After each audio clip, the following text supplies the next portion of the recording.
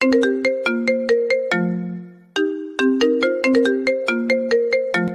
যে আপনি একটু তাড়াতাড়ি ওঠেন না, আম্মু বলেছে সকাল সকাল দুজনকে গোসল করে নিতে।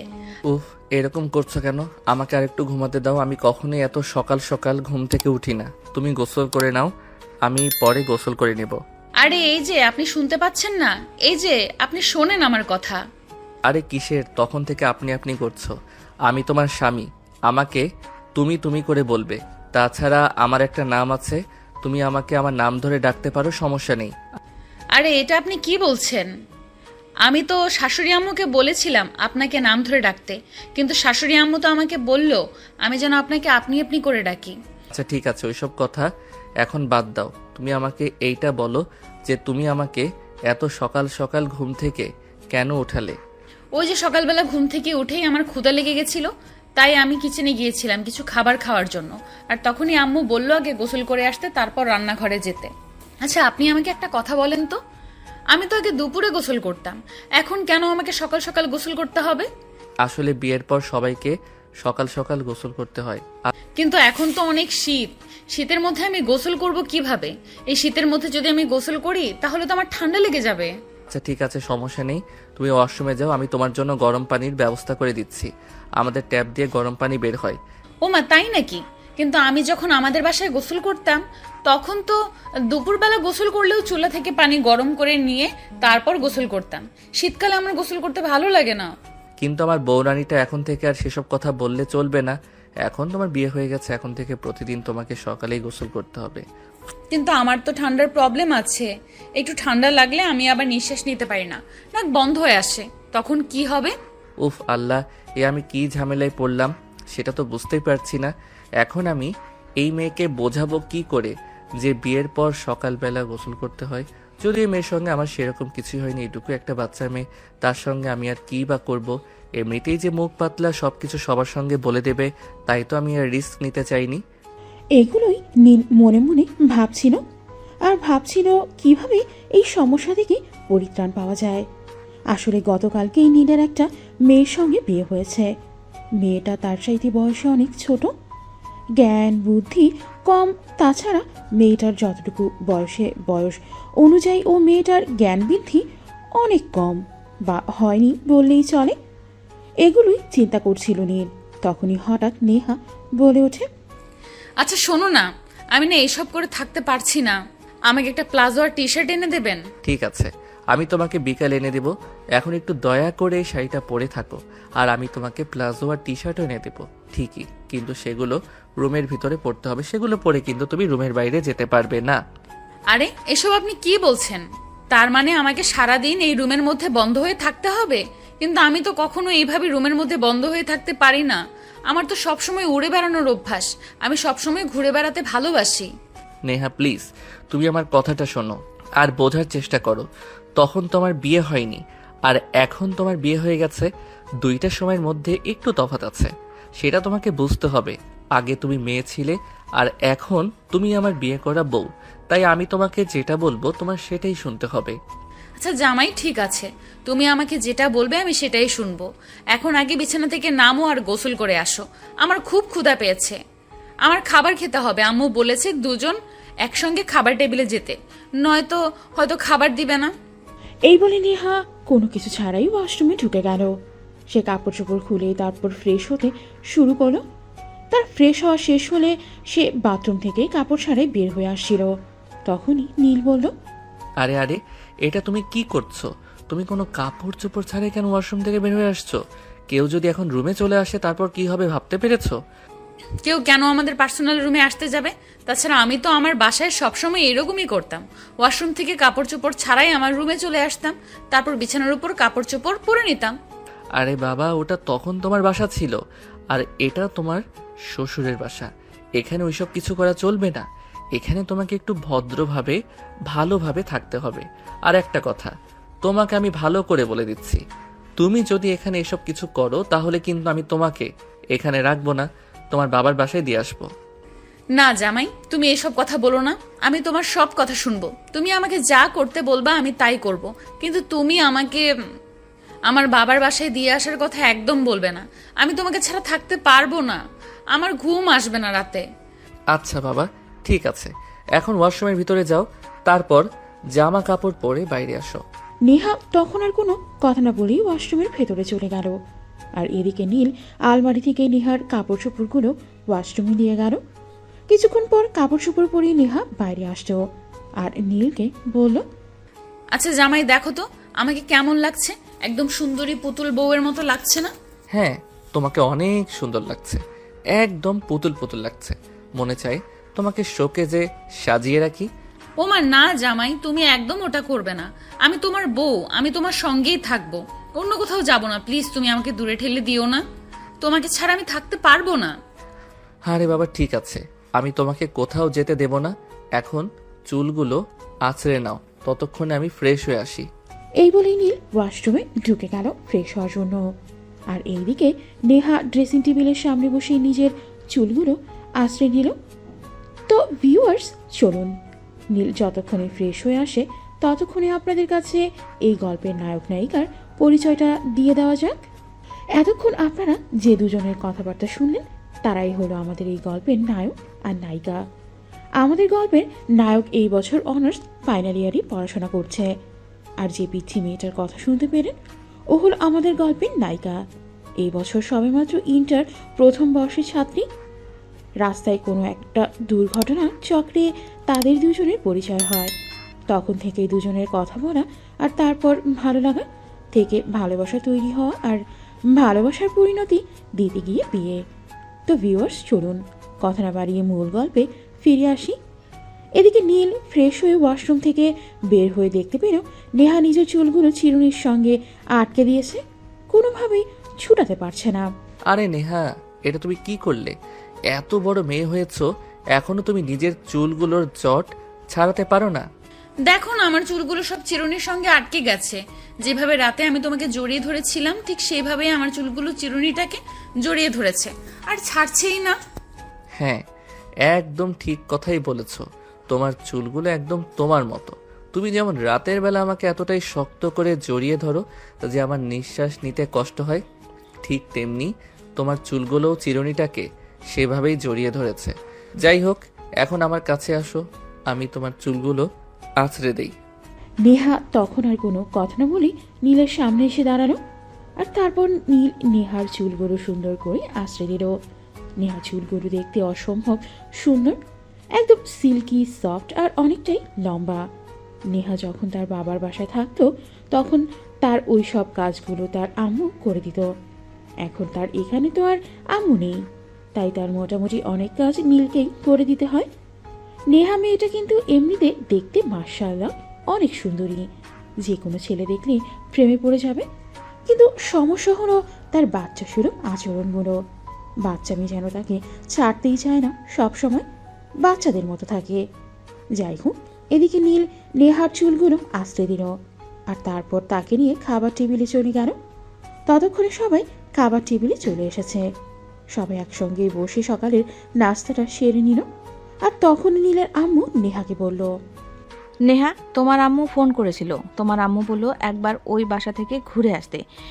আম্মু, তুমি আমার ওই আম্মুকে বলে দাও আমি আর ওই বাসায় যাব না।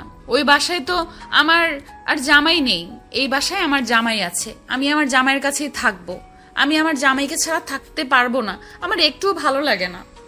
নেহার এমন কথা শুনেই ডাইনিং টেবিলে বসা সবাই লজ্জায় পড়ে গেল। আসলে কি বলবে কেউ কিছু ভেবে পাচ্ছে না। এত বড় একটা মেয়ে হয়েছে কিন্তু এখনো বাচ্চাদের মতো আচরণ আর অগোছালো কথাবার্তা। নীল ততক্ষণ এই পরিবেশটা শান্ত করার জন্য নেহাকে বলল, নেহা, আচ্ছা ঠিক আছে, সমস্যা নেই, আমিও তোমার সঙ্গে যাব। তোমাকে একা একা কোথাও যেতে হবে না। এখন থেকে তুমি যেখানে যাবে সেখানে আমি তোমাকে নিয়ে যাব। ঠিক আছে জামাই, তাহলে আমি রাজি আছি। তুমি আমাকে যেখানে নিয়ে যাবে আমি তোমার সঙ্গে সেখানেই যাব, কিন্তু আমি তোমাকে ছাড়া কোথাও যাব না। বলতে বলতে সবাই মিলে নাস্তা শেষ করে নিজেদের রুমে চলে গেল। নেহা রুমে গিয়ে নীলকে জড়িয়ে ধরে বলতে লাগলো, আচ্ছা জামাই, আমার সবগুলো পুতুল তো ওই বাসায় রেখে এসেছি। তুমি আমাকে কিছু পুতুল এনে দেবে, আমি খেলবো। আমার না সারাদিন একা একা ভালো লাগে না। আমি ওই বাসায় সবসময় পুতুল নিয়ে খেলা করতাম। আচ্ছা ঠিক আছে, সমস্যা নেই, আমি আজ বিকালেই তোমাকে নিয়ে বাইরে যাব। আর সেখান থেকে ফিরে আসার সময় তোমার জন্য তোমার পছন্দ মতো অনেকগুলো পুতুল কিনে আনবো। ঠিক আছে জামাই, থ্যাংক ইউ সো মাচ, সত্যি তুমি অনেক ভালো। মুয়া। এই বলে নেহা নীলের গালে একটা পাপ্পি দিয়ে দিল। নীল তো একদম অবাক। যাই হোক, এভাবে দেখতে দেখতে দুপুর ঘনিয়ে বিকেল হয়ে এলো। আর তখনই নীল নেহাকে রেডি হতে বলল। নেহা, আমরা এখনই বাইরে ঘুরতে যাব। তুমি একটু তাড়াতাড়ি করে রেডি হয়ে নাও, আমি এক্ষুনি রেডি হয়ে আসছি। ঠিক আছে জামাই, আমি এক্ষুনি রেডি হয়ে নিচ্ছি, কিন্তু আমি কি পরে যাব? আমি তো শাড়ি পরে খুব একটা হাঁটতে পারি না। আজকের দিনটা একটু কষ্ট করে চালিয়ে দাও। তোমাকে তো বললাম আমি আজ তোমাকে নিয়ে অনেক কেনাকাটা করব। তোমার জামা কাপড়, পুতুল আর যা প্রয়োজন হয় সব কিছুই আমি তোমাকে কিনে দেব। ঠিক আছে জামাই, তুমি তো আমার সঙ্গে যাচ্ছ, তাহলে আর কোনো সমস্যা হবে না। তুমি তো আমার সব সমস্যার সমাধান করে দাও, তাহলে আর আমার চিন্তা কিসের? এরপরে নীল আর নেহা দুজনে রেডি হয়ে নিল। তারা যখন রেডি হয়ে নিচে নামলো, তখনই নীলের আম্মু তাদের জিজ্ঞাসা করল। কি ব্যাপার নীল, তোরা কি কোথাও যাচ্ছিস নাকি? হ্যাঁ আম্মু, আসলে নেহার কিছু প্রয়োজনীয় জিনিসপত্র লাগবে, সেগুলোই কিনতে যাচ্ছি। তোমাকে বলতে মনে ছিল না, তাই বলা হয়নি। একটা কাজ করো, আমাদের জন্য রান্না করো না, আমরা বাইরে থেকে খেয়ে আসবো। আর তোমার কিছু প্রয়োজন হলে আমাকে মেসেজে বলে দিও, আমি নিয়ে আসবো।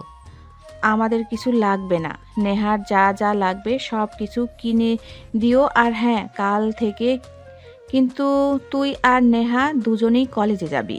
ঠিক আছে, কোনো সমস্যা নেই আম্মু। আর একটা কথা, তুমি একটু আব্বুকে ফোন দিয়ে বলে দাও আমার অ্যাকাউন্টে যে টাকা আছে সেগুলো দিয়ে সব কিছু কেনাকাটা হবে না। আব্বুকে বলো আমার অ্যাকাউন্টে কিছু টাকা ট্রান্সফার করে দিতে। তোর আব্বুকে বলতে হবে না, আমার কাছে এই 20,000-এর মতো টাকা আছে, এগুলো নিয়ে যা।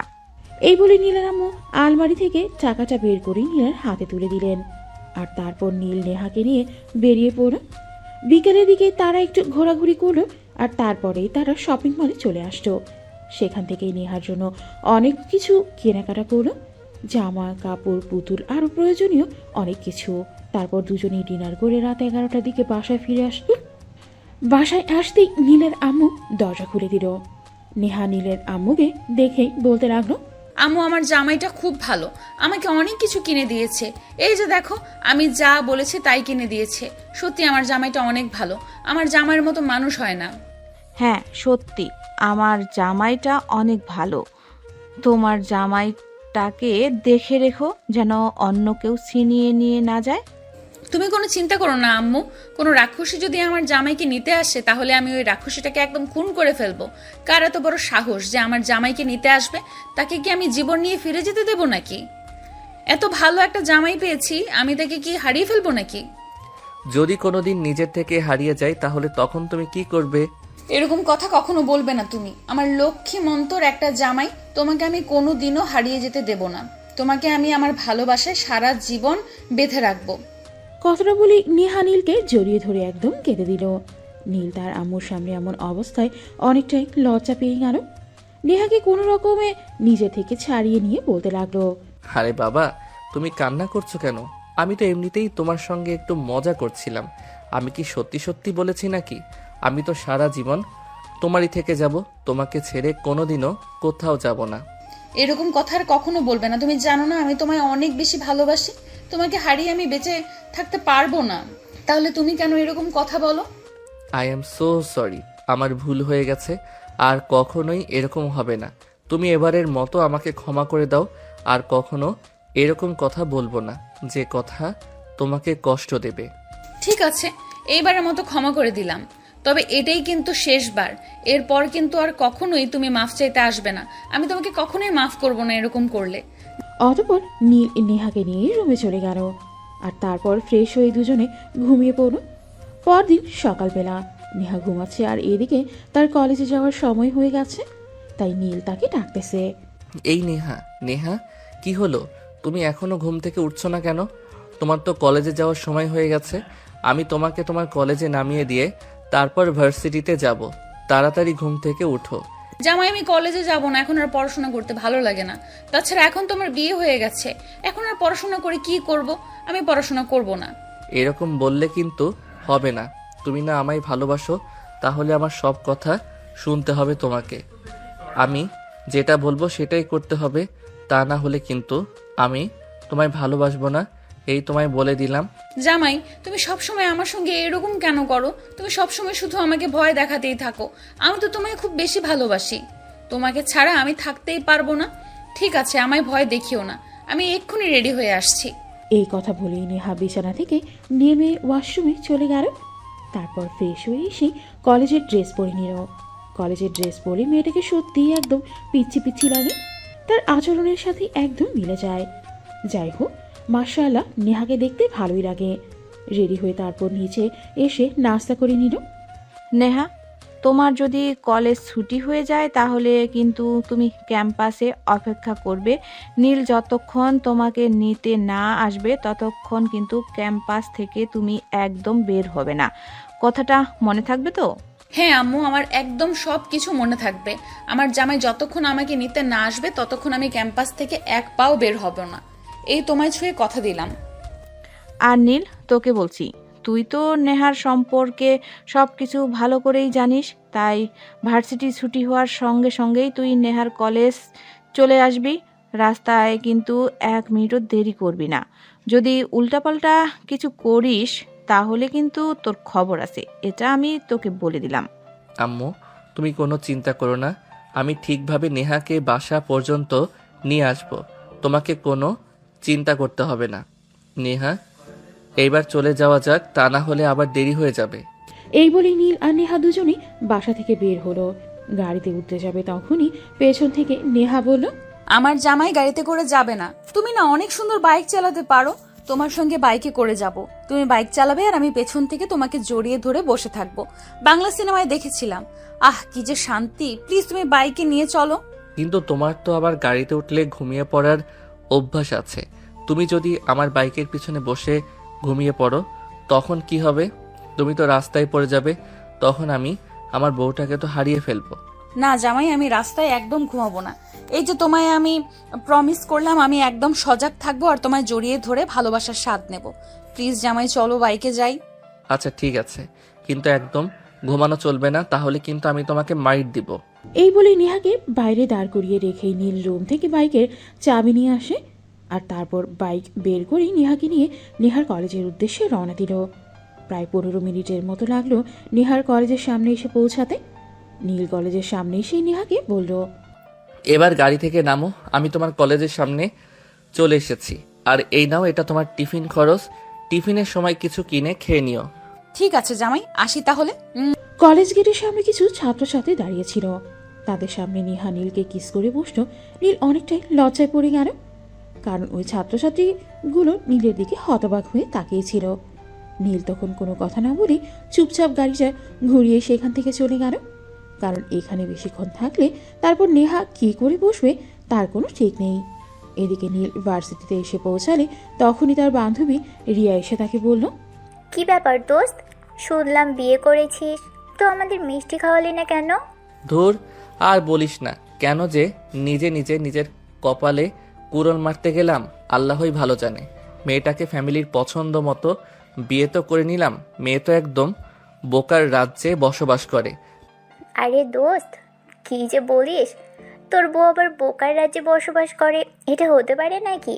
ঘটনাটা কি হয়েছে খুলে বল তো শুনি। মেয়েটা ইন্টারে পরে থেকে কিন্তু বাচ্চাদের মতো আচরণ করে, সব সময় শুধু বাচ্চামি করে, কোনো কিছুই বোঝে না। এত বড় মেয়ে হয়েছে, এখনো নাকি তার পুতুল নিয়ে খেলার শখ। তাই কালকে কতগুলো পুতুল কিনে দিয়েছি।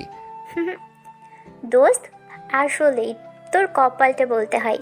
ভার্সিটির কত মেয়েরা তোর পিছনে লাইন মারতো, তুই তাদেরকে পাত্তাও দিস না। এরকম একটা পিচ্চি মেয়েকে বিয়ে করতে গেলি যে কিনা ইন্টারে পড়া অবস্থায় পুতুল নিয়ে খেলতে চাই। দোস্ত, তোর কপালটা একদম ফাটা কপাল বলতে হয়। হ্যাঁ রে, একদমই তাই। এখন চল ক্লাসে যাওয়া যাক। অনেক দিন তো ক্লাসে আসা হয় না। আর তুই নোটগুলো আমায় একটু দিয়ে দিস তো। আচ্ছা ঠিক আছে, সমস্যা নেই, আমি সবগুলো নোট তোকে দিয়ে দিব। এখন বল আমাদের ট্রিট কবে দিবি? আমি আছি আমার জ্বালায় আর তোরা আছিস তোদের ট্রিট নিয়ে। ঠিক আছে, সমস্যা নেই, তোদের ট্রিট দিব। কিন্তু আমার বউটাকে আমি কিভাবে একটু বুদ্ধিমান বানিয়ে তুলতে পারি সেই ব্যবস্থাটা যদি দিস তোরা তাহলেই। এটা কোন ধরনের কথা দোস্ত? আমি তো সেটাই বুঝতে পারছি না। বিয়ে করলি তুই তোর ফ্যামিলির পছন্দের, আর এখন কি না আমাদের এসব কথা বলছিস? বিয়ের আগে তো একবারও তোর বউয়ের সঙ্গে আমাদেরকে দেখাও করালি না। তখন তো একদম নাচতে নাচতে বিয়ে করতে চলে গেছিস, আর এখন এগুলো কেন বলছিস? দোস্ত, আমি জানি না এই মেয়ে কখন আমার মান ইজ্জতের 12টা বাজিয়ে যায়। কাল আব্বু আম্মুর সামনে আমাকে জড়িয়ে ধরে কিস করেছে, আর এখন তাকে কলেজে নামিয়ে দিয়ে আসার সময় তার বন্ধুদের সামনে আমায় জড়িয়ে ধরে কিস করেছে। বল, আমার কি একটু লজ্জা লাগে না? আরে দোস্ত, লজ্জা লাগবে কেন? তোর বউ তোকে আদর করবে না তো কাকে আদর করবে? একটা মাত্র জামাই পেয়েছে, তাও আবার তোর মতো হ্যান্ডসাম গুড লুকিং। তাহলে কি তাকে আদর না করে থাকা যায় নাকি? আমি হলে তো সারাদিন ঘরের দরজা বন্ধ করে আদর করতাম। তুইও ঠিক ওই রকমই, ওইটার মতোই পাগল। আচ্ছা ঠিক আছে, এখন চল ক্লাসে যাওয়া যাক। এখন ফালতু কথা বলে সময় নষ্ট করতে আমার একদম ইচ্ছে করছে না। এই কথা বলেই নীল রিয়াকে নিয়ে ক্লাসরুমে চলে আসলো। আর তারপর ক্লাস শুরু হলো, ভার্সিটি ছুটি হলো। বিকেল 3টায় নীল তাড়াতাড়ি করে কলেজ ক্যাম্পাস থেকে বের হতে যাবে, তখনই পেছন থেকে রিয়া বলল, আরে দোস্ত, এত তাড়াতাড়ি করে কোথায় যাচ্ছিস? আমি তো ভেবেছিলাম তোকে নিয়ে আজ একটু লং ড্রাইভে যাব। অনেক দিন কোথাও ঘুরতে যাওয়া হয় না, চল না একটু ঘুরে আসি। আই এম সরি রে দোস্ত, এখন আর আমাকে দিয়ে সেটা হবে না, কারণ তুই তো জানিস আমার বউয়ের সম্পর্কে। আমি যদি সময় মতো ওর কলেজের সামনে গিয়ে না পৌঁছাই, তখন সে কলেজ থেকে বের হয়ে কোথায় চলে যাবে তার কোনো ঠিক ঠিকানা নেই। তারপর আমি কোথায় এই পাগল মার্কা মেয়েকে খুঁজে বেড়াবো? ওহ, এই ব্যাপার। আচ্ছা ঠিক আছে দোস্ত, সমস্যা নেই, তাহলে তুই চলে যা। আর আগামীকাল তো শুক্রবার, কাল বিকেলে একবার তোদের বাড়িতে আসবো। ঠিক আছে, সমস্যা নেই, চলে আসিস তাহলে। আমি এখন আসি রে। এই বলে নীল বাইকে স্টার্ট দিয়ে নিহার কলেজের সামনে চলে আসলো। নিহার কলেজ এখনও ছুটি হয়নি, তাই নীল গেটের সামনে দাঁড়িয়ে অপেক্ষা করছে কলেজ ছুটি হলে 3:30টার দিকে। নেহা কলেজ থেকে বের হয়ে এই চারপাশে নীলকে খুঁজতে লাগলো। নীল একটু আড়ালে দাঁড়িয়েছিল নেহা কি করে সেটা দেখতে। নেহা তখনই গেটের সামনে দাঁড়িয়ে কান্না করতে শুরু করে দিল। আমার জামাই কই? আমার জামাই বুঝি আমাকে না পেয়ে চলে গেছে? হায় আল্লাহ, এখন আমি আমার জামাইকে কোথায় পাবো? আর বাড়িতেই কি করে যাব? ও জামাই, জামাই কোথায় তুমি? নেহার এমন কাণ্ড দেখে উপস্থিত সবাই হাসবে না কাঁদবে কিছুই বুঝতে পারছে না। তখনই কলেজের গার্ড এসে নেহাকে বলল, কি ব্যাপার নেহা মামনি, কি হয়েছে? তুমি এভাবে কান্না করছো কেন? আঙ্কেল, সকালবেলা আমার জামাই আমাকে দিয়ে গেছে, আর জামাই বলে গেছিল ছুটির সময় সে আমাকে নিয়ে যাবে, কিন্তু এখনো তো আমি কোথাও আমার জামাইকে দেখতে পাচ্ছি না। আমার জামাইটা বুঝি আমার কলেজ ছুটি হতে দেরি হয়েছে সেজন্য আমাকে রেখেই চলে গেছে। এখন বলেন না আমি আমার জামাইকে কোথায় পাবো? আরে নেহা মামনি, এর জন্য এভাবে কান্না করতে হয় নাকি? সে হয়তো এখনো আসেনি। তুমি এখানে দাঁড়িয়ে একটু অপেক্ষা করো, আমি তো আসি এখানে। তাহলে তোমার চিন্তা কিসের? তোমার জামাই এসে পড়বে। কিন্তু নেহা কান্না করেই চলেছে, তার কান্না যেন থামতে চাইছে না। এটা দেখে নীল হাসবে না কাঁদবে কিছুই বুঝতে পারছে না। তখনই সে আড়াল থেকে নেহার সামনে এসে দাঁড়ালো আর বলল, কি ব্যাপার নেহা, কি হয়েছে? তুমি এভাবে কান্না করছো কেন? আমি তো এখানেই দাঁড়িয়েছিলাম, আমি শুধু দেখছিলাম তুমি আমাকে না পেলে কি করো, তাই বলে এভাবে কান্না করতে হবে নাকি? তুমি জানো না তোমায় আমি কতটা ভালোবাসি। আমি তো ভেবেছিলাম তুমি আমাকে না পেয়ে চলেই গেছো। আমি হয়তো আমার জামাইটাকে হারিয়ে ফেলেছি। আমার জামাই বোধহয় আমার উপর রেগে আছে, তাই আমাকে বাসায় নিয়ে যায়নি। তাই তো আমি কান্না করছিলাম, তুমি আড়াল থেকে মজা নিচ্ছিলে, তাই না? আই এম সরি বউ, আর কখনোই এরকম হবে না। প্লিজ এবারের মতো আমাকে ক্ষমা করে দাও, আর কখনোই আড়ালে দাঁড়িয়ে থাকবো না। আমি তোমাকে ক্ষমা করতে পারি শুধুমাত্র একটা শর্তেই। তুমি এখানে সবার সামনে দাঁড়িয়ে কান ধরে উদ্বস করবে আর আমাকে সরি বলবে, তারপর আমি তোমাকে ক্ষমা করব। আর তা না হলে আমি তোমার সঙ্গে কোনো কথাই বলবো না। হাই আল্লাহ, এটা তুমি কি করে বলছো? এখানে সারা কলেজের ছাত্র ছাত্রীরা আছে, তাদের সামনে তুমি তোমার জামাইকে কান ধরে উঠবস করাবে? তাহলে তারা কি মনে করবে সেটা একবার চিন্তা করেছো? আমি কোনো কিছু জানি না আর জানতেও চাই না। তোমাকে যেটা করতে বলেছি তোমাকে সেটাই করতে হবে, তা না হলে আমি তোমার সঙ্গে কোনো কথাই বলবো না, আর তোমার সঙ্গে বাসায়ও যাব না। তখন তুমি বাসায় গিয়ে বুঝতে পারবে আমার শাশুড়ি আম্মু তোমায় ঠিক কি করে। ঠিক আছে বউ আমার, এই যে আমি কান ধরে উঠবস করছি, মান ইজ্জত গেলে তোমার যাবে, আমার তো আর একা যাবে না। তাহলে আমার সমস্যা কোথায়? এই বলে নীল কান ধরে উঠবোস করতে শুরু করলো। তখনই নেহা তাকে কান থেকে হাত ছাড়িয়ে বুকের সঙ্গে মিশিয়ে নিল আর বলতে লাগলো, ঠিক আছে, আমি তোমাকে ক্ষমা করে দিলাম, তবে আজকের পর থেকে আর কখনোই এরকম করবে না।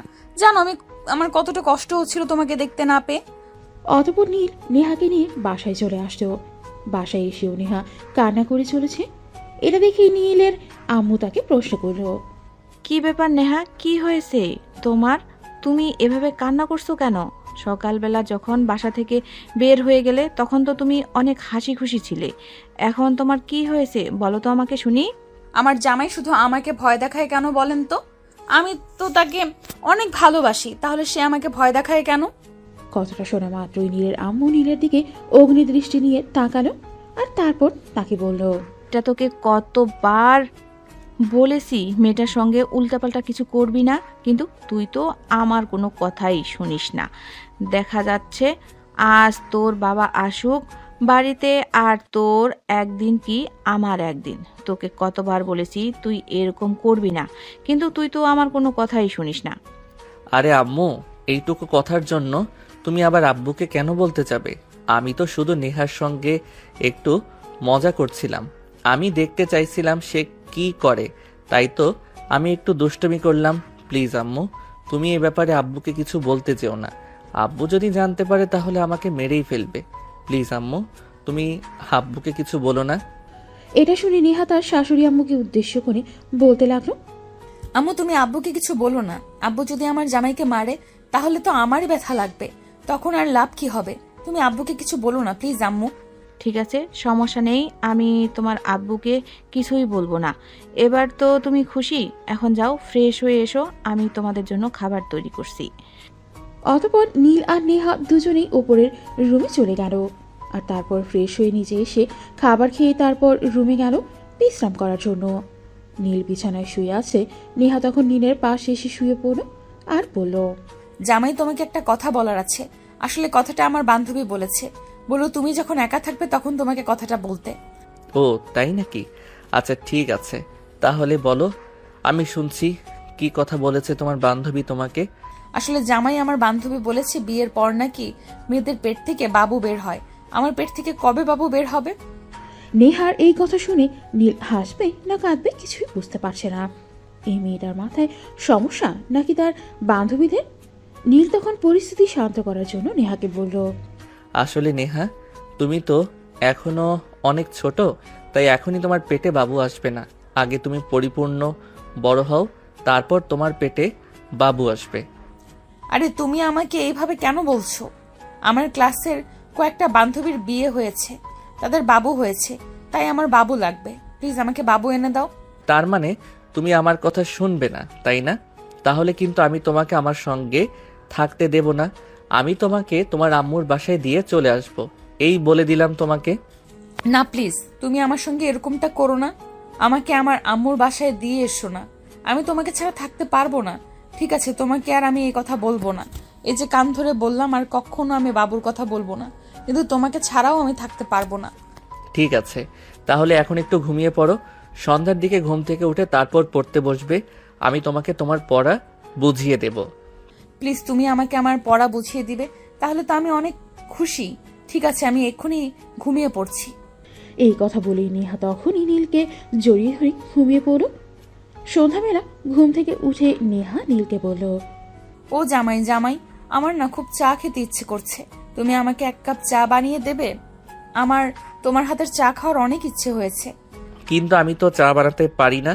আচ্ছা ঠিক আছে, সমস্যা নেই, তুমি হাত মুখ ধুয়ে আসো, আমি তোমার জন্য চা বানিয়ে নিয়ে আসছি। তবে সেটা খেতে পারবে কিনা সেটা আমি কিন্তু বলতে পারছি না। তুমি যদি আমার জন্য খাওয়ার অযোগ্য কিছু নিয়ে আসো তাহলে আমি সেটা খেয়ে নিতে পারবো, কোনো সমস্যা হবে না। তুমি শুধু নিয়ে আসো, আমি তোমার হাতের কিছু খেতে চাই প্লিজ। ঠিক আছে, তাহলে তুমি ওয়েট করো, আমি নিয়ে আসছি। এই বলে নীল কিচেনে চলে গেল। আর এদিকে চা বানানোর শেষ হলে সে রুমে আসছিল। তখন পেছন থেকে তার আম্মু বলল, নীল, তোর হাতে ওটা কি? তুই কি কিছু রান্না করছিস নাকি? না মানে আসলে আমি মনে আমার হাতে বানানো চা খেতে চাইছিলাম, তাই আমি ওর জন্য একটু চা বানালাম, কিন্তু আদৌ সেটা খাবার উপযোগ্য কিনা সেটাই তো বুঝতে পারছি না।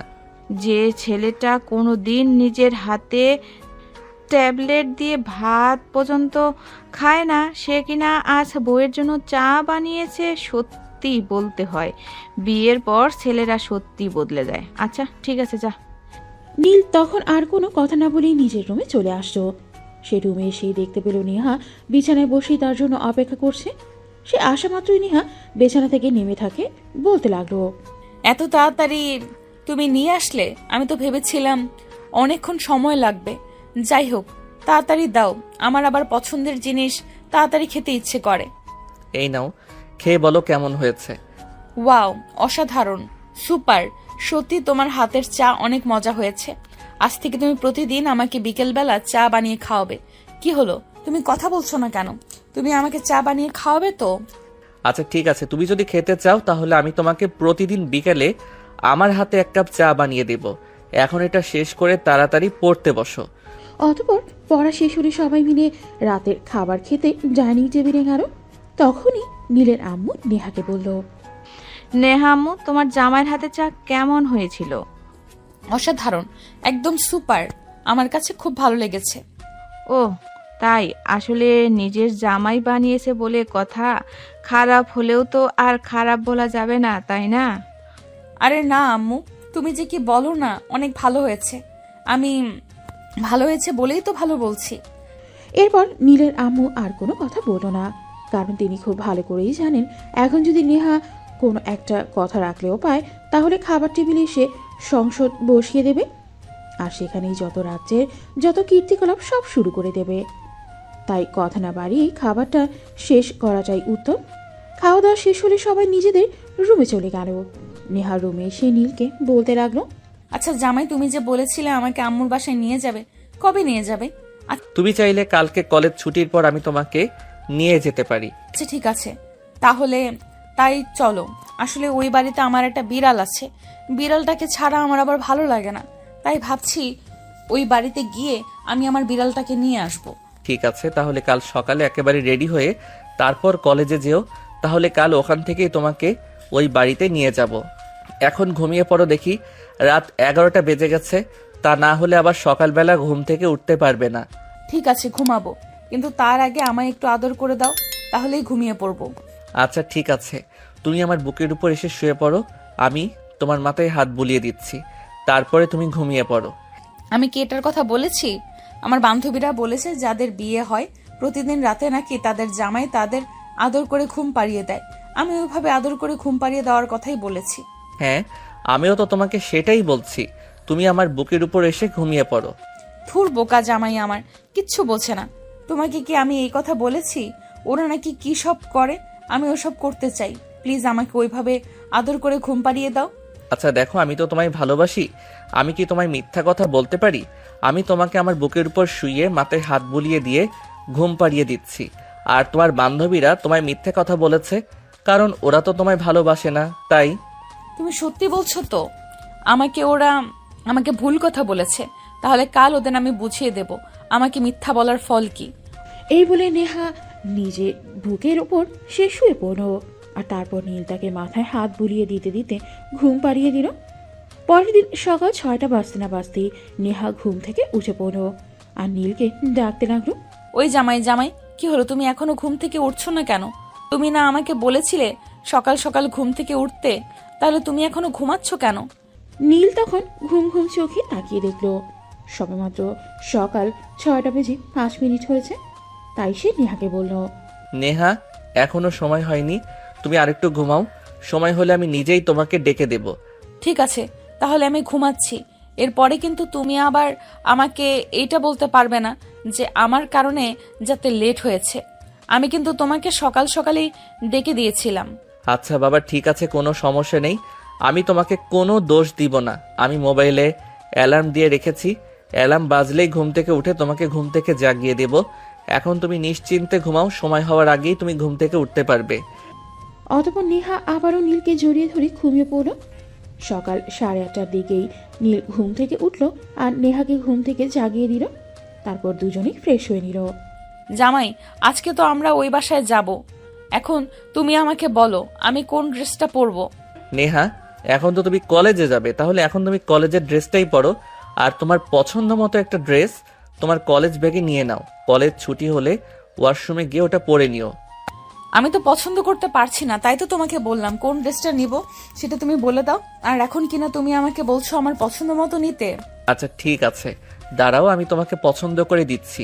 এই নাও, এই ড্রেসটা তোমাকে দারুণ মানাবে। এটা তুমি কলেজ ব্যাগে নিয়ে নাও। কলেজ ছুটি হলে ওয়াশরুমে এটা চেঞ্জ করে নিও। ওয়াও, সত্যি এটা অনেক সুন্দর। জামাই তোমার পছন্দ আছে বলতে হবে। ঠিক আছে জামাই, তোমাকে ধন্যবাদ। এখন নিচে চলো। অতঃপর দুজন নিচে চলে আসতো। নেহা নিচে এসে তার শাশুড়ি আম্মুকে বলল, আম্মু, আমরা আজ ওই আম্মুর বাসায় যাব। জামাই আমাকে নিয়ে যাবে। ও আচ্ছা, এই ব্যাপার, ঠিক আছে যাও। তোমরা কি আজ ও বাসায় থাকবে নাকি চলে আসবে? নেহা যদি থাকতে চাই তাহলে থাকতে পারে, আমার কোনো সমস্যা নেই। কাল ওখান থেকে ওকে কলেজে দিয়ে আমি ভার্সিটি চলে যাব। আরে না জামাই, এটা তুমি কি বলো? আমরা কেন ওই বাসায় থাকতে যাব? আমরা এই বাসায় চলে আসব। রাতেই আমার ওখানে একদম ভালো লাগে না, তাই ওখানে থাকবো না। সব মেয়েরাই তো বিয়ের পর বাবার বাড়ি যাওয়ার জন্য একদম উতলা হয়ে থাকে, কিন্তু তোমার ক্ষেত্রে তার বিপরীত কেন? কি সমস্যা বলো তো শুনি। আমার ওখানে যেতে মন চায় না, বেশি যাব না, শুধু আম্মু বলেছে তাই যাচ্ছি, তা না হলে তো যেতামই না। নীল তখন আর কোনো কথা বলল না, চুপচাপ খাবারটা খেয়ে বাসা থেকে বের হয়ে পড়ল। তারপর নেহাকে আর কলেজে পৌঁছে দিয়ে সে ভার্সিটিতে চলে গেল বিকেলবেলা। ভার্সিটিতে ছুটি হতেই সে নেহার কলেজের সামনে চলে আসতো। বেশ কিছুক্ষণ পর নেহা ড্রেস চেঞ্জ করে তারপর কলেজ গেটের সামনে এসে দাঁড়ালো, আর দাঁড়িয়ে নীলকে দেখতে পেয়ে বলল, জামাই দেখো তো আমাকে কেমন লাগছে। অসাধারণ, একদম পরীর মতো সুন্দর লাগছে তোমাকে। সত্যি এই ড্রেসটাই তোমাকে দারুণ মানিয়েছে। আচ্ছা নেহা, তোমাকে একটা কথা বলি, তুমি আমার কথা রাখবে? হ্যাঁ, একটা কেন, আমি তোমার হাজার একটা কথাও রাখতে রাজি আছি। বলো তুমি কি বলবে, আমি তোমার সব কথা রাখবো। তুমি আমাকে এভাবে সবার সামনে জামাই বলে ডেকো না, আমার লজ্জা লাগে। এই যে দেখো, তুমি এখানে আমাকে জামাই বলে ডেকে যাও, আর তোমার কলেজের সব স্টুডেন্টরা আমার দিকে হা করে তাকিয়ে আছে, যেন সার্কাস দেখছে। কথাটা বলা মাত্রই নেহা চারপাশে নিজের চোখ বুলিয়ে নিল, আর তারপরে ওইসব ছাত্রছাত্রীদেরকে উদ্দেশ্য করে বলল, তোমার চোখগুলো একদম তুলে নেব। তোরা আমার জামাইয়ের দিকে এইভাবে তাকিয়ে আছিস কেন? তোরা কি জীবনেও কারো জামাই দেখিসনি নাকি? তাহলে তোরা নিজেরা বিয়ে করে তারপর নিজেদের জামাই দেখতে থাক, আর জামাইয়ের দিকে এইভাবে তাকাবি না বলে দিলাম, তাহলে কিন্তু তোদের কপালে খারাপ হবে।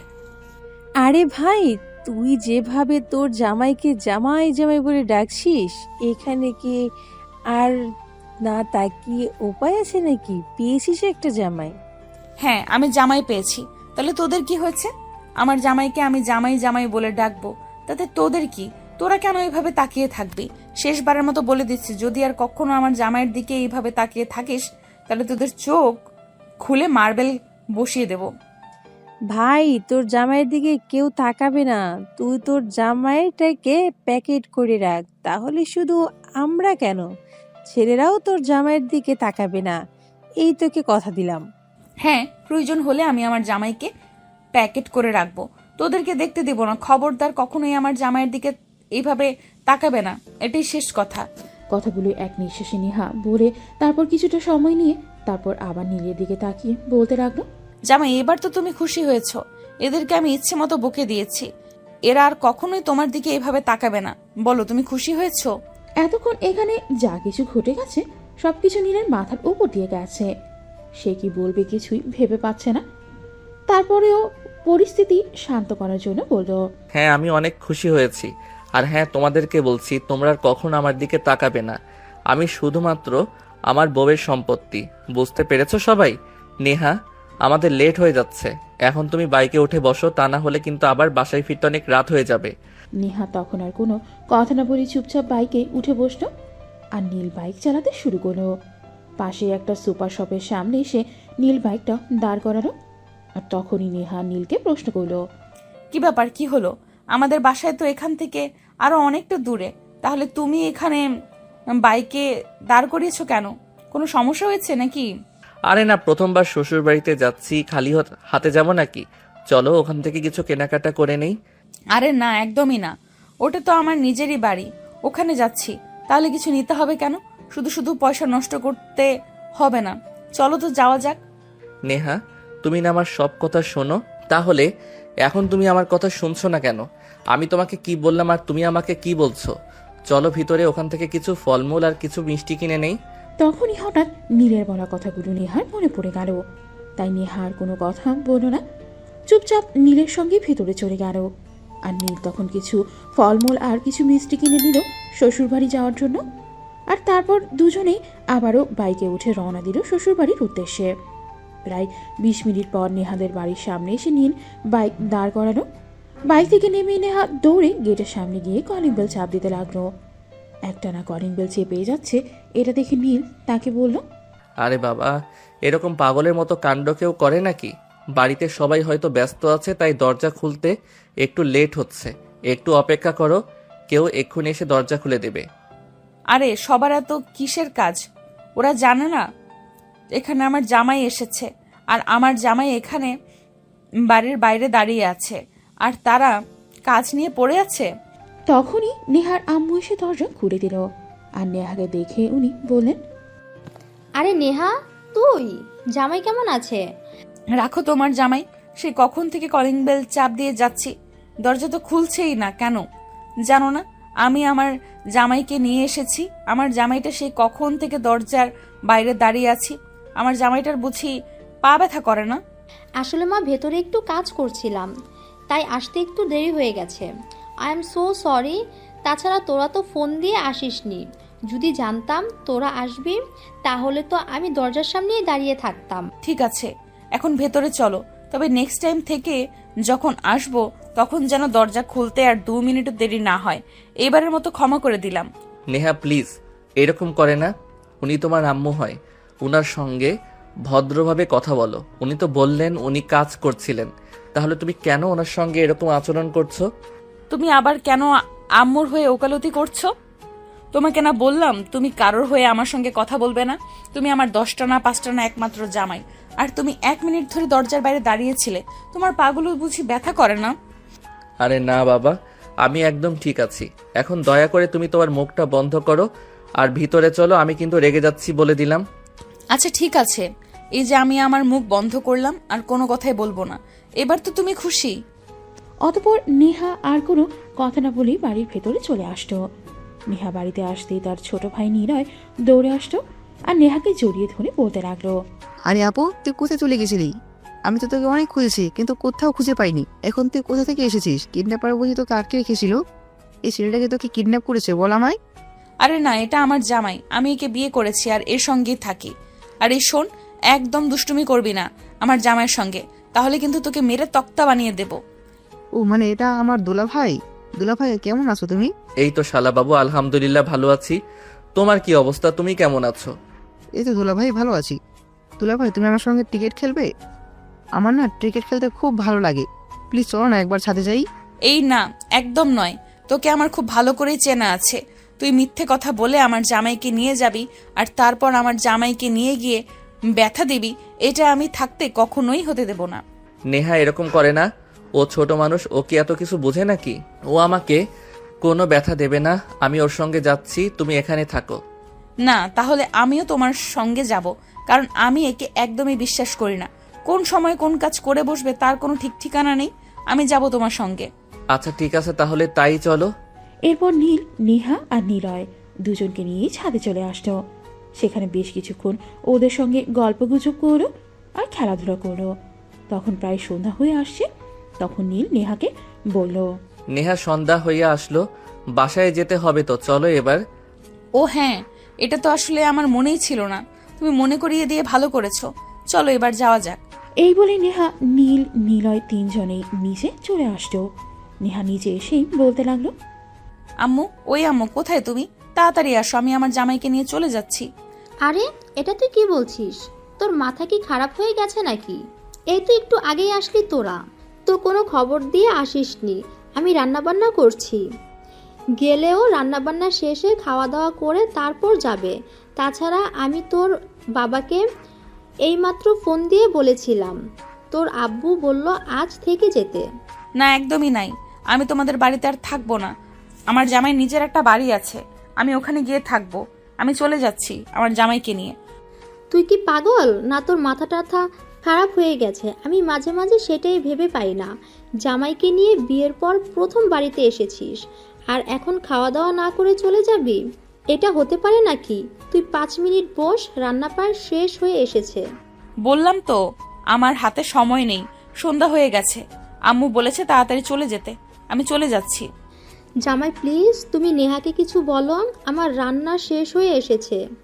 বিয়ের পর প্রথমবার শ্বশুরবাড়িতে এসেছো, এভাবে চলে গেলে আমার একটুও ভালো লাগবে না। আচ্ছা আম্মু ঠিক আছে, আপনি ব্যস্ত হবেন না। আমি না হয় নেহাকে বুঝিয়ে বলছি। নেহা, আমি তোমাকে কি বলি তুমি আমার কথাটা শোনো। হ্যাঁ বলো, কি বলবে? দেখো আম্মু, আমাদের দুজনের জন্য অনেক কষ্ট করে রান্না বান্না করেছে। আমরা যদি এখন এভাবে এখান থেকে চলে যাই তাহলে আম্মুর মনে অনেক কষ্ট লাগবে। তুমি প্লিজ একটু শান্ত হয়ে বসো, আম্মুকে রান্নাটা শেষ করতে দাও। আমি তো বললাম আমি রাত হলেও তোমাকে নিয়ে বাসায় চলে যাব, তাহলে তুমি এত অস্থির কেন হচ্ছ? ঠিক আছে, তুমি যখন বলছো তাহলে আমি একটু শান্ত হয়ে বসছি। তবে তোমাকে কিন্তু আমি 10 মিনিটের বেশি সময় দেব না। তোমার যা করার এই 10 মিনিটের মধ্যেই করতে হবে। নেহার এই কথা শুনেই নেহার আম্মু তাড়াতাড়ি রান্নাঘরে চলে গেলেন, আর তারপর তাড়াতাড়ি করে রান্নার কাজ শেষ করলেন। রান্না শেষ করে তিনি তাদেরকে খেতে দিলেন। খাওয়া দাওয়া শেষ হলেই নীল আর নেহা দুজনেই বাসার উদ্দেশ্যে রওনা দিল। বাসায় এসে পৌঁছাতে পৌঁছাতে রাত প্রায় 8টার মতো বেজে গেল। বাসায় আসতেই নীলের আম্মু নেহাকে বলল, কি ব্যাপার নেহা, এত তাড়াতাড়ি চলে আসলে কেন? আম্মু, এই বাড়িতে আমার একদম ভালো লাগে না, তাই তাড়াতাড়ি চলে এসেছি। বলো, আমি ভালো করিনি? হ্যাঁ, তুমি একদম ভালো কাজ করেছো। যাও, এখন যাও, ফ্রেশ হয়ে ঘুমিয়ে পড়ো। এরপর নীল আর নেহা দুজনেই কোনো কথা না বলেই রুমে গিয়ে চুপচাপ ঘুমিয়ে পড়ল। এভাবে কাটছিল দিনগুলো, ঠিক স্বপ্নের মতো। নেহার বাচ্চামিগুলো ঠিক যেন কম ছিলই না। নীলের কাছে এগুলো বিরক্ত লাগে না, ভালোই লাগে। সেও নেহারি বাচ্চামি স্বভাবগুলোকে ভালোবাসে। তার খুব ভালো লাগে নেহা যখন বাচ্চাদের মতো কিছু আবদার করে সেটা পূরণ করতে। খুব ভালো আর সুখে কাটছিল তাদের দিনগুলো। কিন্তু সেই দিনগুলো আর খুব বেশি দিন স্থায়ী হলো না। হঠাৎ করে একদিন নীল আর নেহা কলেজে যাচ্ছিল, তখনই তাদের বাইক অ্যাক্সিডেন্ট করে নিল। নীল খুব একটা ব্যথা না পেলেও নেহার মাথায় প্রচণ্ড আঘাত লাগে। নেহাকে হসপিটালে ভর্তি করা হয়। ডক্টর জানায় নেহার অবস্থা খুবই খারাপ। মাথায় খুব আঘাত পাওয়ার ফলে অবস্থা খুবই খারাপ হয়েছে। মাথা থেকে প্রচণ্ড রক্তক্ষরণ হয়েছে। সে বাঁচবে কিনা তাতেও সন্দেহ। ডক্টর প্লিজ, আপনি যেভাবে হোক মেয়েটাকে একটু ভালো করে দেন। যত টাকা লাগে আমি দেব। আপনি টাকা পয়সা নিয়ে কোনো চিন্তা করবেন না, কিন্তু আমার মেয়ের মতো বৌমাটাকে সুস্থ দেখতে চাই। দেখুন, আপনারা কোনো চিন্তা করবেন না, আমি দেখছি কি করা যায়। আমরা নিজেদের সর্বোচ্চ দিয়ে চেষ্টা করেছি। এই মেয়ের জায়গায় অন্য কেউ হলেও আমরা সেটাই করতাম, কারণ পেশেন্ট আমাদের কাছে পেশেন্টই হয়। আমরা আমাদের সর্বোচ্চ দিয়ে চেষ্টা করি তাকে বাঁচিয়ে রাখার, সুস্থ রাখার জন্য। ডক্টর, আপনি অন্য পেশেন্ট আর আমার বৌমার মতো তার সম্পর্কটাকে গুলিয়ে ফেলবেন না। আমার বৌমাকে আমার ছেলে তার নিজের জীবনের চাইতেও বেশি ভালোবাসে। আমাদের একটা মাত্র ছেলে, সেটা আপনি খুব ভালো করেই জানেন। বৌমার যদি কিছু একটা হয়ে যায় তাহলে আমরা আমাদের এই ছেলেটাকে হারিয়ে ফেলব। প্লিজ ডক্টর, আমি আপনার দুটো সন্তান হারাতে চাই না। ঠিক আছে, আপনারা একটু শান্ত হন আর আমাদের বিষয়টা দেখতে দিন। আমরা আমাদের সর্বোচ্চটা দিয়ে চেষ্টা করছি। এই বলে ডক্টর সেখান থেকে চলে গেল। এরপর চলে গেল আরও 2 দিন, কিন্তু নেহার অবস্থার কোনো উন্নতি দেখা যাচ্ছে না। তার অবস্থা ক্রমশ আরও খারাপ হতে থাকলো। তখন ডক্টর নীলের আব্বুকে নিজের কেবিনে ডেকে নিলেন আর বললেন, দেখুন, আপনার বৌমার অবস্থা আগের চাইতে আরও অনেকটা খারাপ হয়ে গেছে, তাই আমি আপনার সঙ্গে একটু কথা বলতে চাই। হ্যাঁ বলুন, কি বলবেন? আর বলুন কি হলে কিভাবে আপনারা আমার বৌমাকে বাঁচাতে পারবেন। যে কোনো কিছুর বিনিময়ে আমরা আমাদের বৌমাকে জীবিত দেখতে চাই। হ্যাঁ, আমি সেটাই বুঝতে পেরেছি, আর তাই আপনার সঙ্গে এই ব্যাপারে কথা বলতে। আসলে আপনার বৌমার মাথায় বড় একটা অপারেশন করতে হবে, যার জন্য প্রায় 5 থেকে 7 কোটি টাকার প্রয়োজন হতে পারে। তাই এই ব্যাপারে আপনার সঙ্গে কথা বলতে চাই। ডক্টর, আপনাকে তো আগেই বলেছি আপনি টাকা পয়সা নিয়ে কোনো চিন্তা করবেন না। যদি আমার সারা জীবনের সমস্ত ইনকামের পয়সাও আমার বৌমায়ের পেছনে খরচ করতে হয় আমি তাতেও রাজি আছি, কিন্তু আমি আমার ছেলের সুখের এভাবে বিসর্জন দিতে চাই না। আমার ছেলে আর বৌমাকে নিয়ে অনেক সুখে আছি। আমি আমার ছেলেকে সারা জীবন এভাবে সুখী দেখতে চাই। প্লিজ ডক্টর, আপনি অপারেশনের ব্যবস্থা করুন। আমি টাকা ম্যানেজ করে আজ বিকেলের মধ্যেই জমা দিচ্ছি। ঠিক আছে, আমরা তাহলে অপারেশন ব্যবস্থা করছি। সত্যি আপনাকে দেখে আমি খুবই অবাক হলাম, কারণ এই প্রথমবার কোনো শ্বশুরকে তার বৌমার জন্য এভাবে পাগল হতে দেখেছি। আজকের আগে আমি কখনোই দেখিনি কোনো শ্বশুর তার বৌমার জন্য এতগুলো টাকা খরচ করতে রাজি হয়েছে। আপনি তাকে আমার বৌমা বলবেন না, আপনি তাকে আমার মেয়ে বলতে পারেন। আপনি তো আমার ফ্যামিলির ডক্টর। আপনি তো খুব ভালো করেই জানেন নীলের জন্ম হওয়ার পর আমরা আর একটা বাচ্চা নিতে কতটা চেষ্টা করেছিলাম, কিন্তু দুর্ভাগ্যজনকভাবে আপনার ভাবি একটা সমস্যার কারণে আর সেটা হয়ে ওঠেনি। নেহাকে যেদিন থেকে আমরা আমাদের বাড়িতে নিয়ে এসেছি আমরা আরেকটা সন্তানের অভাব ভুলে গিয়েছিলাম। তাই প্লিজ আমাদের এই জায়গাটা শূন্য করবেন না।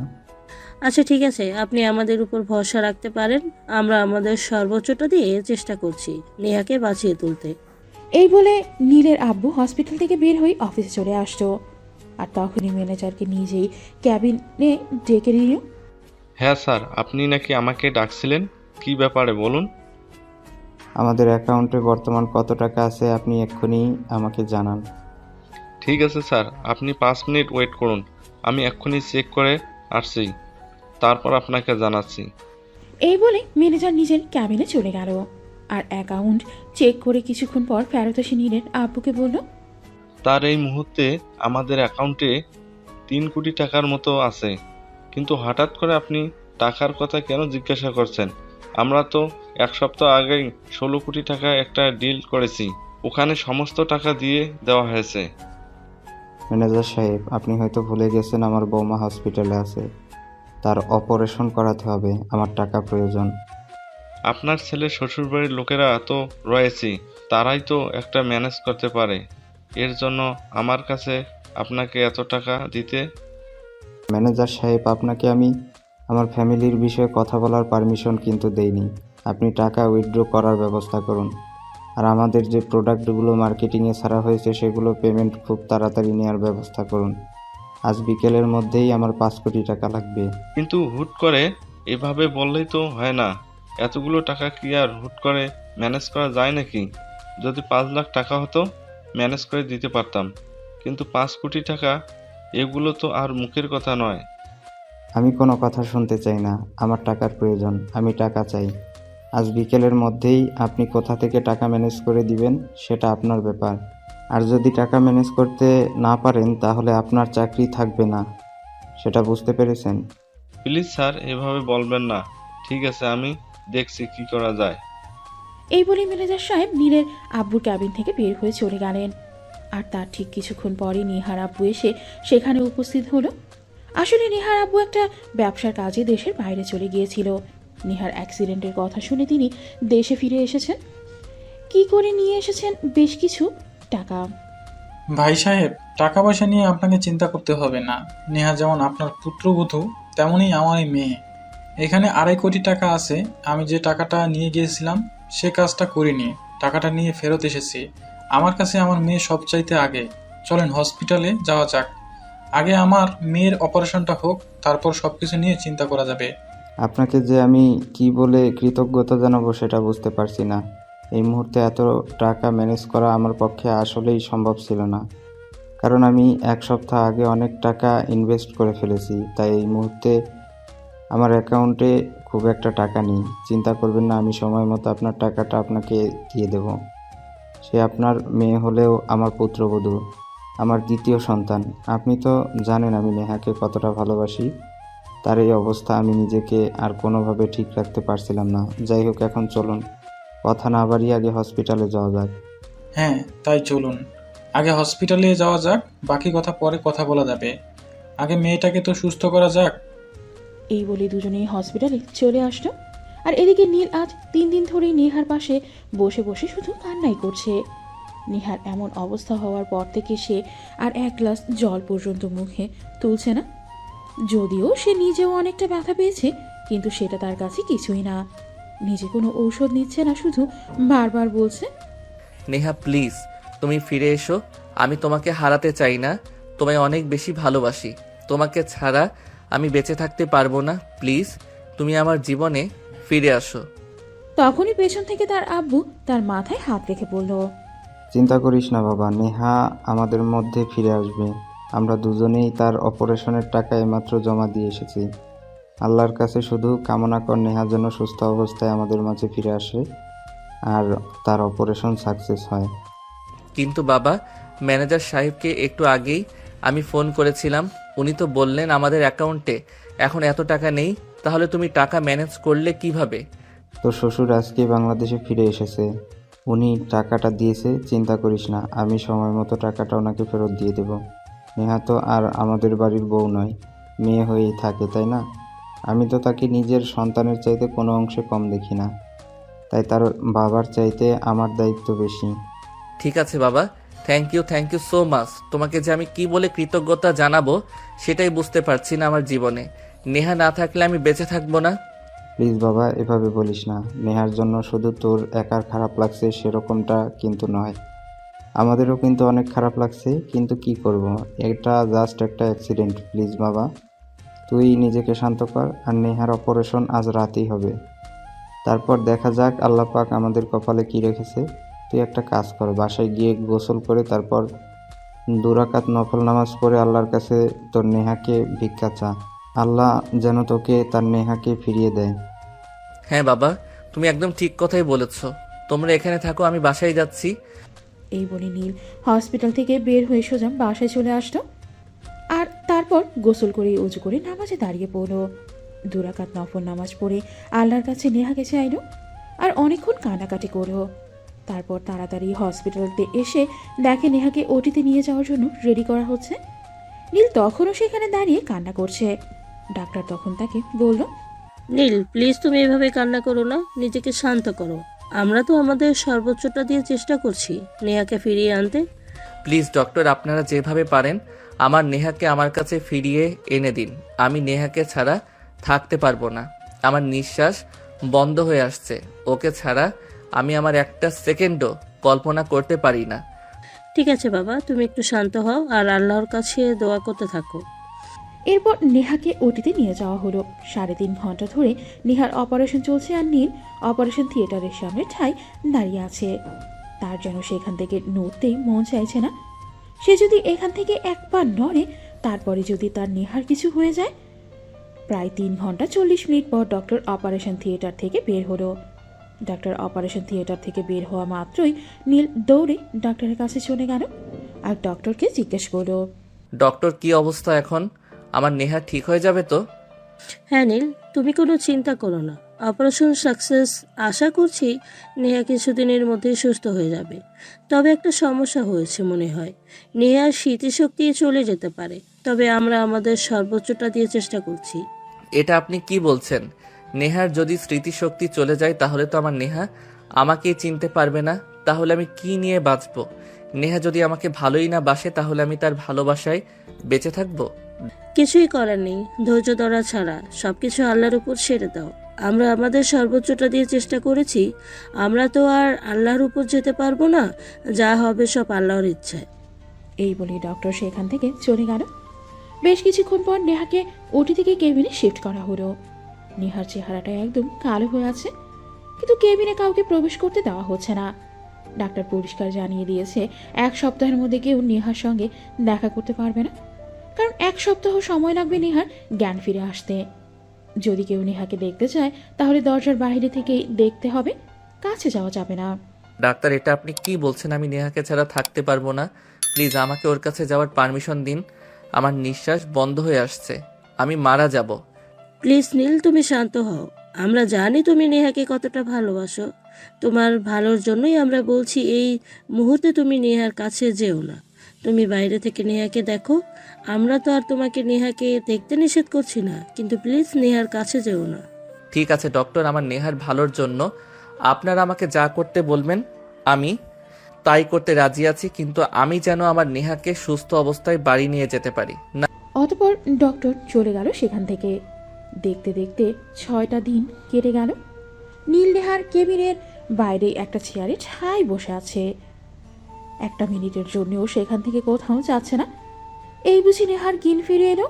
আর তাকে ডাকলো। সেদিন বিকেলবেলা নেহার আম্মু নীলকে বলল, বাবা, তোমার চেহারার কি অবস্থা হয়েছে? আমরা তো সবাই আছি এইখানে। তুমি একটা বারের জন্য বাসায় যাও, ফ্রেশ হয়ে কিছু খাওয়া দাওয়া করো। তুমি যদি ভালো না থাকো তাহলে তুমি তোমার নেহাকে ভালো রাখবে কি করে? না, আমি এখান থেকে কোথাও যাব না যতক্ষণ পর্যন্ত আমার নেহার জ্ঞান ফিরে না আসছে, আমার নেহা আমার সঙ্গে কথা না বলছে, ততক্ষণ পর্যন্ত আমি এখান থেকে যাব না। প্লিজ বাবা, এরকম বলো না। তুমি নিজের চেহারার কি অবস্থা করেছো সেটা একবার দেখো। নেহা যদি এই অবস্থায় তোমাকে দেখে সে তো আসলে তোমাকে চিনতে পারবে না। এসব ভুল কথা।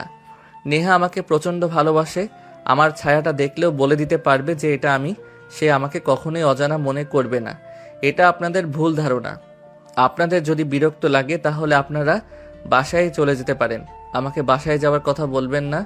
আমি আমার নেহাকে রেখে কোথাও যাব না। তারপর আর কেউই কিছু বলল না।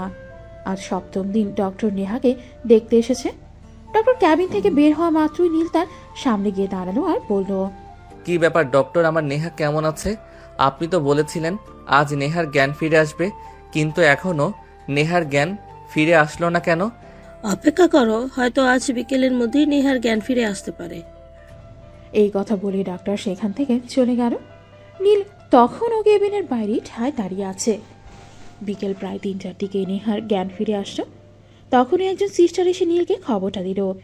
নীল খবর পাওয়া মাত্রই কেবিনে চলে গেল। কিন্তু দুর্ভাগ্যজনকভাবে ডক্টরের কথাই সত্যি হলো। নেহার স্মৃতিশক্তি চলে গেল। নীল যখন নেহার সামনে দাঁড়িয়ে আছে তখন নেহা নীলকে প্রশ্ন করল, কে আপনি আর আমি এখানে হসপিটালে কি করে এলাম? নেহা, আমি নীল। আমি তোমার নীল, তোমার ভালোবাসার Neel. I am so sorry Neha, please তুমি আমাকে ক্ষমা করে দাও। সেদিন অনেক চেষ্টা করেও তোমাকে অ্যাক্সিডেন্টের হাত থেকে বাঁচাতে পারলাম না। আরে বাবা, আজব তো। কে আপনি? আপনি আবার আমার ভালোবাসার মানুষ হলেন কবে থেকে? আপনাকে তো এর আগে আমি কোনোদিন দেখিইনি। নেহা, এসব তুমি কি বলছো? তুমি আমাকে চিনতে পারছো না? তুমি তোমার ভালোবাসার মানুষটাকে চিনতে পারছো না, যাকে তুমি সব সময় জামাই জামাই বলে ডাকতে? আরে মিস্টার, আপনার কি মাথা খারাপ হয়ে গেছে নাকি? কি সব পাগলের মতো কথা বলছেন? আপনি এখান থেকে যান, আমার মাথাটা এমনিতেই খারাপ লাগছে। প্লিজ আর খারাপ করবেন না। তখনই ডাক্তার এসে সেখানে পৌঁছানো আর নেহার এমন অবস্থা দেখে নীলকে বলল, নীল, আমরা যেমনটা সন্দেহ করেছিলাম ঠিক তেমনটাই হলো। তুমি একটু বাইরে যাও, চিন্তা করো না, আমরা আমাদের সর্বোচ্চটা দিয়ে চেষ্টা করছি, দেখছি কি করা যায়। আমি নেহার কাছ থেকে এগুলো আর সহ্য করতে পারছি না। প্লিজ আপনি আমার নেহার স্মৃতিশক্তি ফিরিয়ে আনার চেষ্টা করুন। হ্যাঁ, তুমি এখন যাও, আমরা চেষ্টা করছি। আর সিস্টার, তুমি এখনই একটা ঘুমের ইঞ্জেকশন নিয়ে আসো, নেহাকে একটা ঘুমের ইঞ্জেকশন দিতে হবে। অতপর নীল কাঁদতে কাঁদতেই ক্যাবিন থেকে বের হয়ে বাইরে চলে গেল। আর এদিকে ডক্টর নেহাকে ঘুমের ইঞ্জেকশন দিয়ে ঘুম পাড়িয়ে দিল। কেবিনের বাইরে বসে কান্না করছে। তখনই নীলের আব্বু তার মাথায় হাত রাখলো আর বলল, বাবা, আমি সব শুনেছি, তুই প্লিজ মন খারাপ করিস না, আল্লাহর উপর ভরসা রাখ। আল্লাহ নেহাকে যখন বাঁচিয়ে রেখেছে তখন নিশ্চয়ই তার স্মৃতিশক্তি ফিরিয়ে দেবে, তোর জীবনে ফিরে আসবে। তুই শুধু আল্লাহর উপর ভরসা রাখ, সমস্ত ফয়সালার একমাত্র মালিক আল্লাহ। আব্বু, আমার নেহা আমাকে চিনতে পারছে না, এটা আমি সহ্য করতে পারছি না। আমি নেহাকে কত করে বললাম আমি তোমার নীল, কিন্তু সে আমাকে কোনোভাবেই চিনতে পারলো না। আমি কি করে ঠিক থাকি বল? এই বলে নীল আবারও কান্না করতে থাকলো। সে যেন নিজেকে আর কোনোভাবেই ঠিক রাখতে পারছে না। নেহা তাকে চিনতে পারছে না, আর এই ব্যাপারটা তাকে খুব বেশি কষ্ট দিচ্ছে। এরপর চলে গেল আরও 3 দিন। নেহাকে ঘুমের ইঞ্জেকশন দিয়ে ঘুম পাড়িয়ে রাখা হয়েছে। পাশাপাশি তার স্মৃতিশক্তি ফিরিয়ে আনার জন্য ট্রিটমেন্ট দেওয়া হচ্ছে। তো ভিউয়ার্স, চলুন দেখা যাক কি হয়।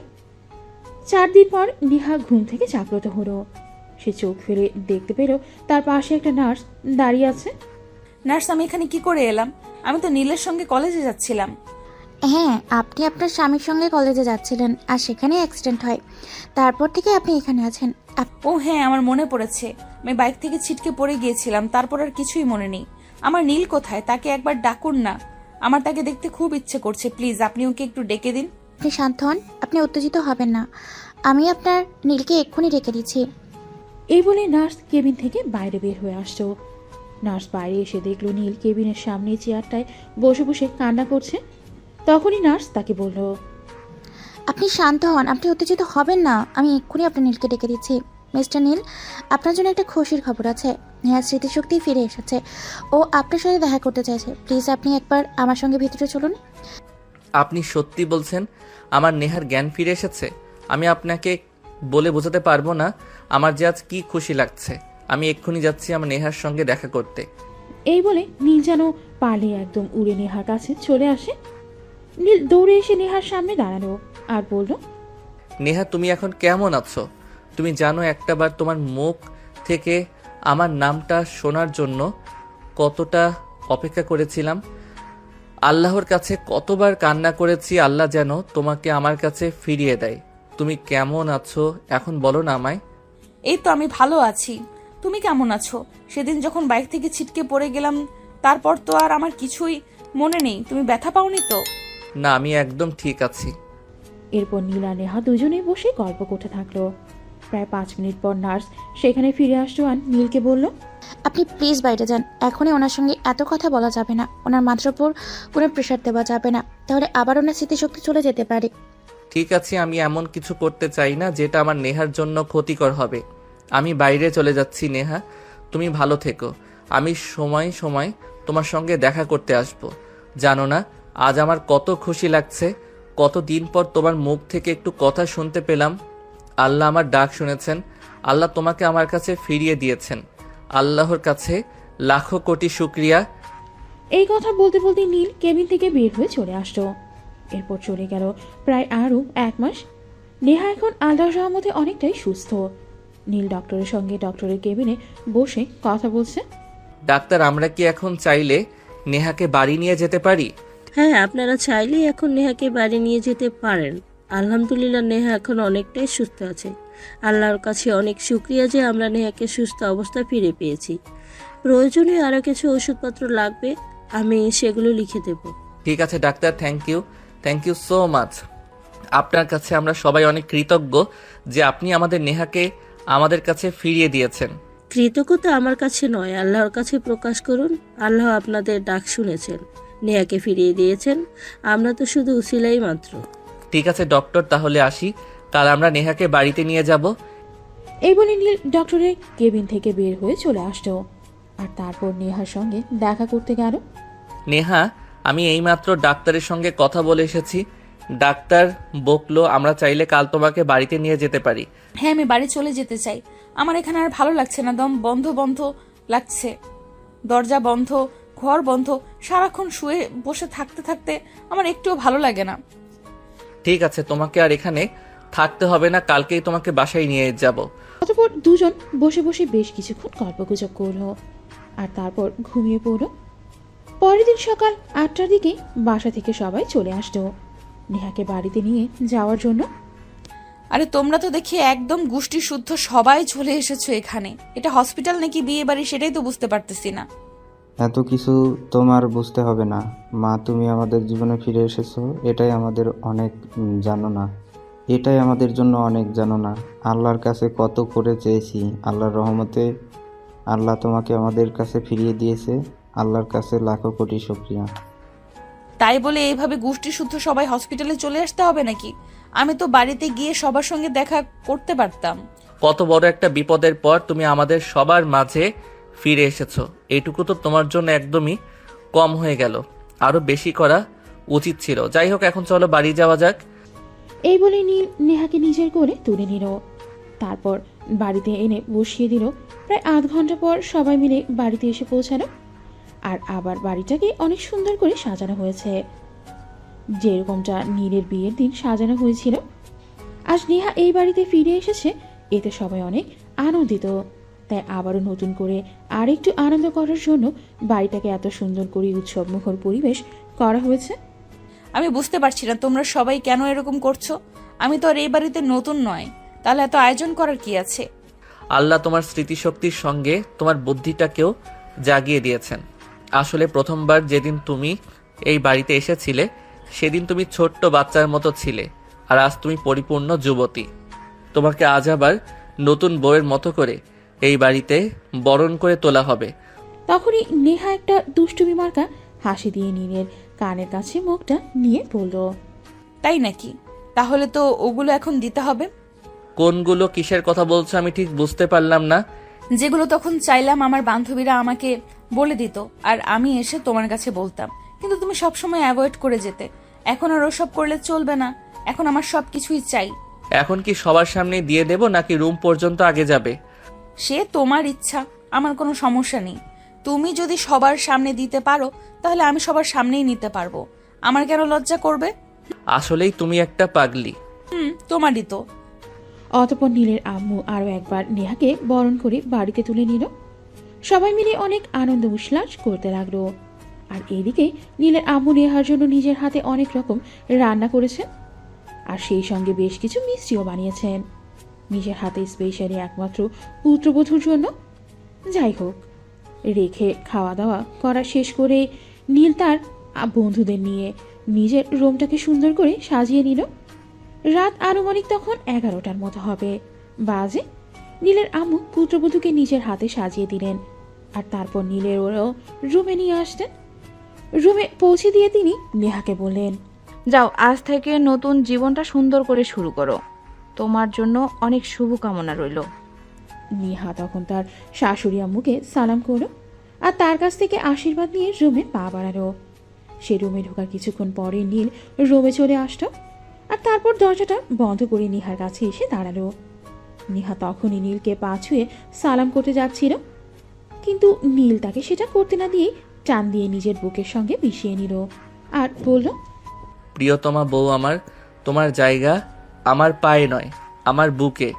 তোমাকে আমি তখনও ততটা ভালোবাসতাম এখন যতটা ভালোবাসি, কিন্তু একটু তফাৎ হয়ে গেছে। সেটা আর বলতে হবে না, আজ পুরোটাই সুদে আসলে বুঝে নেব। ঠিক আছে, তোমার যা করার ইচ্ছে তুমি তাই করো, কিন্তু তার আগে চলো 2 রাকাত নফল নামাজ পড়ে নেই। তোমাকে আমার জীবনে আবারও নতুন করে ফিরে পেয়েছি, তার জন্য তো আল্লাহর কাছে শুকরিয়া জ্ঞাপন করতে, শুকরিয়া জানাতে হবে, তাই নয় কি? হ্যাঁ, তাই চলো। আল্লাহ পাক রাব্বুল আলামিন আবারও আমাকে নতুন করে জীবন দান করেছেন। চলো 2 রাকাত নফল নামাজ পড়ে আল্লাহর কাছে শুকরিয়া জ্ঞাপন করি আর আমাদের নতুন জীবনের জন্য আশীর্বাদ নেই। এই বলে নীল আর নেহা দুজনেই নামাজ পড়তে দাঁড়িয়ে গেল। নামাজ শেষ হওয়া মাত্রই নেহাকে নীল কোলে তুলে নিল। এটা দেখে নেহা বলতে লাগলো, আরে আরে কি করছো তুমি? তুমি আমাকে কোলে তুললে কেন? আমি তো এক্ষুনি পড়ে যাব, আর পড়ে গেলে তো ব্যথা পাবো। চুপ, একদম কোনো কথা বলবে না। আমার শরীরে কি কোনো শক্তি নাই নাকি যে তুমি আমার কোল থেকে পড়ে যাবে? এই বলে নেহাকে নিয়ে নীল বিছানায় চলে আসতো। জান, আমি সত্যি কল্পনা করিনি তোমাকে আমি আবারও আমার জীবনে নতুন করে ফিরে পাবো। আমাদের ভালোবাসাটা যে সত্যি ছিল, তাই তো আল্লাহ আমাদের দুজনকে আবারও এক করে দিল। সেটাই, তা না হলে এত বড় একটা অ্যাক্সিডেন্টের পর তোমাকে ফিরে পেলাম, এটা তো জাস্ট অকল্পনীয় একটা বিষয়। যাই হোক, বাদ দাও সেসব কথা, যা হয়ে গেছে তা গেছেই। এখন ভবিষ্যতের দিন কি করে ভালো থাকবো সেটাই চিন্তা করা যাক। আগে আমার এতদিনের ভালোবাসাগুলো সুদে আসলে ফিরিয়ে দাও, তারপর ভবিষ্যতে চিন্তা করা যাবে। তাই নাকি? আচ্ছা ঠিক আছে, চলো তাহলে শুরু করা যাক। অতঃপর নীল নেহাকে নিজের আরো কাছে টেনে নিল, আর তারপর তাদের ভালোবাসার সূচনা পর্ব শুরু করলো। আর ভালোবাসায় দুনিয়ার আরও একটা নতুন ভালোবাসার গল্পের সূচনা করলো।